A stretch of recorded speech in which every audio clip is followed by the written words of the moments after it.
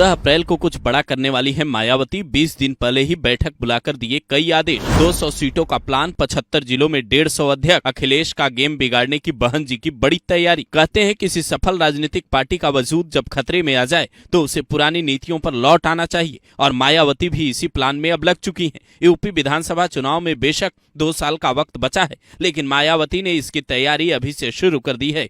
इसे लेकर 25 मार्च को उन्होंने एक बैठक बुलाई जिसमें कई बड़े आदेश दिए, जिससे यूपी की सियासत में भूचाल आना तय है। न सिर्फ सपा बल्कि बीजेपी की परेशानी भी मायावती के इस दांव से बढ़ सकती है। 14 अप्रैल को बाबा साहेब आम्बेडकर की जयंती के मौके पर मायावती कुछ बड़ा ऐलान कर सकती हैं। पर उस बात पर आए उससे पहले सुनिए मीटिंग में मायावती ने कौन से 5 बड़े आदेश दिए। आदेश नंबर 1, सोशल इंजीनियरिंग को मजबूत करने के लिए भाईचारा कमेटी बनाई जाए। पहले चरण में SC, ST और OBC को इसमें शामिल किया जाएगा। उसके बाद ब्राह्मण और दूसरी जातियों के लोगों को भी जोड़ा जाएगा। उनके साथ खुद मायावती बैठक करेंगी। यही फॉर्मूला साल 2007 में भी मायावती ने अपनाया था।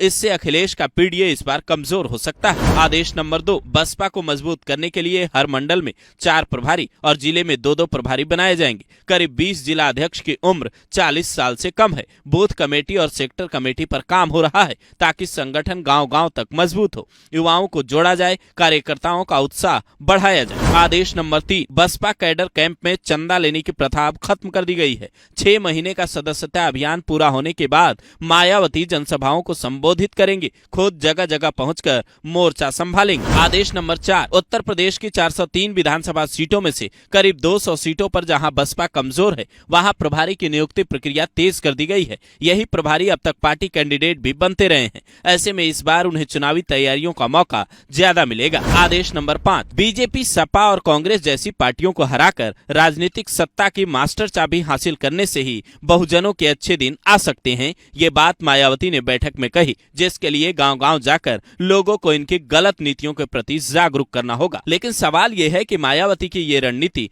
क्या बसपा को मजबूत कर पाएगी, या फिर अखिलेश का PDA इससे कमजोर होगा और बीजेपी को इसका फायदा मिलेगा। राजनीति के जानकार कहते हैं मायावती आज भी अगर पुराने रूप में लौट जाएं तो फिर उत्तर प्रदेश की सियासत 360 डिग्री घूम सकती है। जो चंद्रशेखर दलितों के रहनुमा बने घूम रहे हैं, उन्हें भी ये अच्छी तरह पता है कि मायावती का सियासत में पूरी तरह से सक्रिय होना उनके भी सियासत को कमजोर कर सकती है। लेकिन यहाँ ये भी समझना जरूरी हो जाता है कि क्या 69 साल की उम्र में मायावती बसपा के अच्छे दिन लौटा पाएंगी। आपको क्या लगता है, मायावती की इन बैठकों का कोई फायदा बसपा को मिलने जा रहा है? क्योंकि इससे पहले भी मायावती कई बैठकें कर चुकी हैं, लेकिन आज हालत ये है कि बसपा के पास न तो लोकसभा में कोई सांसद है और न ही यूपी विधान परिषद में कोई MLC। राज्यसभा में बसपा के इकलौते सांसद रामजी गौतम है। विधानसभा में इकलौते उमाशंकर सिंह विधायक है। हालत ये है कि साल 2007 में जिस बसपा को 30.43% वोट मिले, वो 2012 में घटकर